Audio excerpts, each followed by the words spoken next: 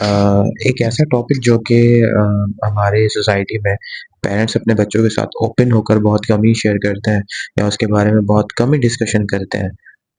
Actual में हर इंसान की एक ज़िंदगी होती है और उस ज़िंदगी में मुख्तलिफ मराहिल आते हैं, मुख्तलिफ स्टेजेस आती हैं, जिस स्टेजेस से इंसान को गुज़रना पड़ता है और बहुत सारी स्टेजेस ऐसी होती हैं जिनको मीन्स कि हर इंसान उनसे गुज़रा होता है। आपके पेरेंट्स हों, आपके मदर हो, फादर हो, वो भी लाइफ में कभी न कभी इस स्टेज से लाज़मी गुज़रे होंगे। लेकिन बात ये है कि हमारे यहाँ इस तरह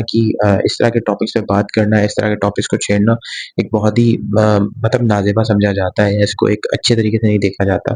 कि कोई बाप बैठकर अगर अपने बेटे को समझाए, तो हैं बहुत सारे ऐसे हैं पेरेंट्स जिनको मैं पर्सनली भी जानता हूँ, जो कि बैठकर अपने बच्चों के साथ डिस्कस करते हैं, इस तरह के टॉपिक्स पे बात करते हैं।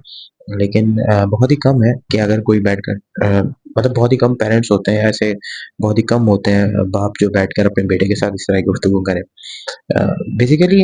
हर इंसान की एक एज होती है और उस एज में एक टाइम पीरियड आता है जो कि टीन एज कहलाता है, यानी 12 से लेके 19 साल तक ये एक टीन एज का टाइम पीरियड होता है। उसमें लड़का हो या लड़की, तो उन पर एक टाइम ज़रूर आता है कि जब वो क्योंकि ये एज ऐसी होती है कि इंसान बड़ा हो रहा होता है, बालिग हो रहा होता है, तो इसमें इंसान के डिस्ट्रैक्शन के चांसेस बहुत होते हैं। तो उनमें से एक जो डिस्ट्रैक्शन है वो है मतलब एक मोहब्बत, जिसे मोहब्बत कहा जाता है। तो बेसिकली इस एज में ये आपकी एज यही होती है जब आप अपनी लाइफ बनाते हो या आप अपनी लाइफ की तरफ जाते हो, अपने करियर्स की तरफ मूव कर रहे होते हो और आपके गोल आप अचीव करने के करीब होते हो और इसी टाइम पीरियड में आपको मेहनत करनी होती है।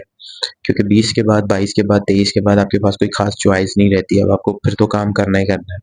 लेकिन यही एज होती है जब आपके पास चॉइस होती है, आप अपना करियर सुकून से बैठकर चूज़ कर सकते हो। तो इसमें मोस्टली बच्चों के साथ यही होता है कि वो फिर इस तरह की एक्टिविटीज़ में आ जाते हैं, इस तरह के कामों में आ जाते हैं। अच्छा ये वो उनकी नज़र में उस वक़्त वो बुरा नहीं हो रहा होता, उनको लग रहा होता है कि हम सही कर रहे हैं। मतलब फीलिंग्स ऐसी होती हैं, ऐसे हार्मोन्स रिलीज़ हो रहे होते हैं कि उनको लग रहा होता है कि इससे खूबसूरत फीलिंग और इससे ज़बरदस्त फीलिंग तो दुनिया में होगी नहीं। तो उनको ये फीलिंग्स बड़ी अच्छी लग रही होती हैं। लेकिन वो बेसिकली फीलिंग्स उनको डिस्ट्रैक्ट कर रही होती हैं, उनके गोल से उनको डिस्ट्रैक्ट कर रही होती हैं, वो स्लोली अपने गोल से डिस्ट्रैक्ट हो रहे होते हैं और एक पॉइंट ऐसा आता है कि वो फिर बिल्कुल ही डिप्रेशन में चले जाते हैं, डिस्ट्रैक्शन में चले जाते हैं और अपने गोल से मुकम्मल तौर पर हट जाते हैं, तो फिर उनसे ये बीमारी भी हट जाती है, जिसको वो मोहब्बत कहते हैं और लेकिन तब तक उनकी 70-80% तबाही हो चुकी होती है। सो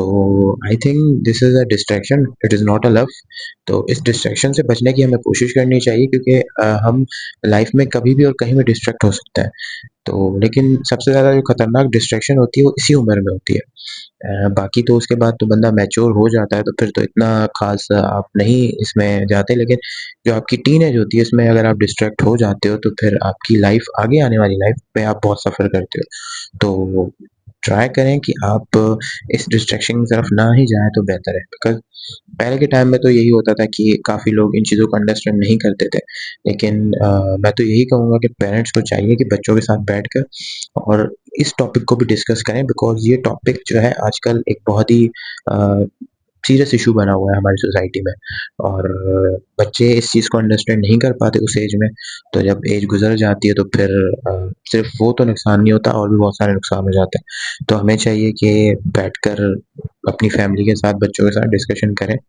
और उनको बताएँ कि ये आपकी डिस्ट्रैक्शन है और थोड़े टाइम में ये डिस्ट्रैक्शन आपसे दूर हो जाएगी। तो उसके बाद आप अपने गोल्स अचीव करें लाइफ़ में एंड देन आपकी लाइफ़ है, एन्जॉय करें।